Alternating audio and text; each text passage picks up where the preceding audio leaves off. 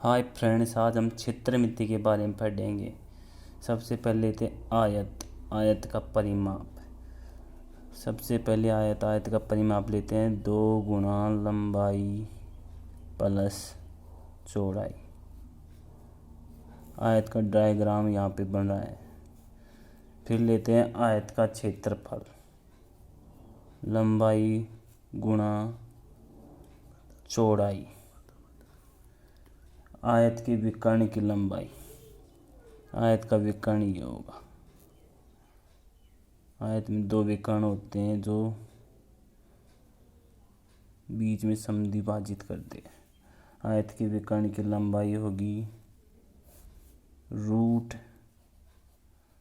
लंबाई का square plus चौड़ाई का स्क्वायर। इसके बाद लेते हैं वर्ग। वर्ग में प्रत्येक कोण 90 डिग्री का होता है और प्रत्येक भुजा बराबर यानी कि समान होती है। वर्ग का परिमाप लेते हैं। वर्ग का परिमाप 4 गुणा भुजा। अब लेते हैं वर्ग का क्षेत्रफल। भुजा का स्क्वायर। अब लेते हैं वर्ग के विकर्ण की लंबाई। वर्ग में भी 2 विकर्ण होते हैं, इसकी लंबाई, दोनों विकर्णों की लंबाई बराबर होती है। वर्ग के विकर्ण की लंबाई √2 गुणा भुजा। वर्ग के विकर्ण की लंबाई √2 गुणा भुजा। अब लेते हैं त्रिभुज के अंदर। समकोण त्रिभुज में एक कोण 90 डिग्री का होता है। समकोण त्रिभुज का क्षेत्रफल।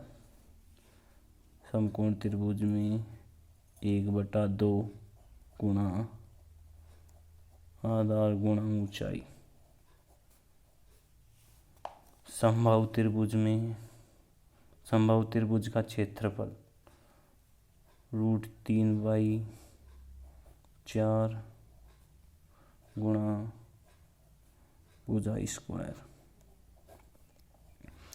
समबाहु त्रिभुज में तीनों भुजाएं समान होती हैं। समबाहु त्रिभुज का क्षेत्रफल √3/4 गुणा भुजा स्क्वायर होता है। अब घन लेते हैं। घन का वक्र पृष्ठीय क्षेत्र बोल दो या घन का पार्श्व पृष्ठीय क्षेत्र बोल दो या घन की चारों दीवारों का क्षेत्रफल बोल दो, तीनों मान एक ही होते हैं।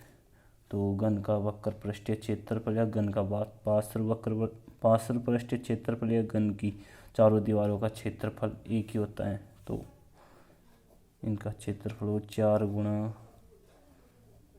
भुजा स्क्वायर। 4 गुणा भुजा स्क्वायर। घन का संपूर्ण पृष्ठीय क्षेत्रफल। घन का संपूर्ण पृष्ठीय क्षेत्रफल होता है 6 गुणा भुजा स्क्वायर। आगे लेते हैं घन का आयतन। घन का आयतन होगा भुजा क्यूब।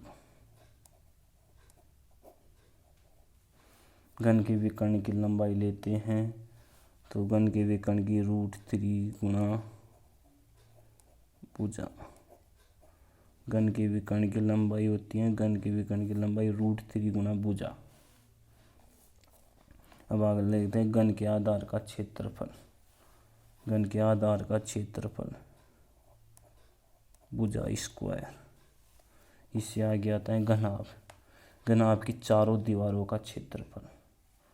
घनाभ की चारों दीवारों का क्षेत्रफल 2 गुणा लंबाई प्लस चौड़ाई गुणा ऊंचाई। इसको हम ऐसे लिख सकते हैं कि आयतन का परिमाप गुणा ऊंचाई। यह आयतन का परिमाप हो जाएगा, इसकी गुणा में ऊंचाई कर देते हैं तो घनाभ की चारों दीवारों का क्षेत्रफल हो जाता है। अब घनाभ का संपूर्ण पृष्ठीय क्षेत्रफल लेते हैं तो 2 गुणा लंबाई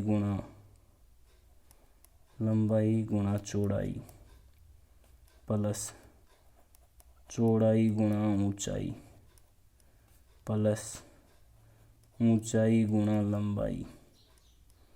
ये घनाभ का संपूर्ण पृष्ठीय क्षेत्रफल होता है। अब आगे लेते हैं घनाभ का आयतन। घनाभ का आयतन होता है लंबाई गुणा चौड़ाई गुणा ऊंचाई। आज के लिए इतना ही काफ़ी। धन्यवाद।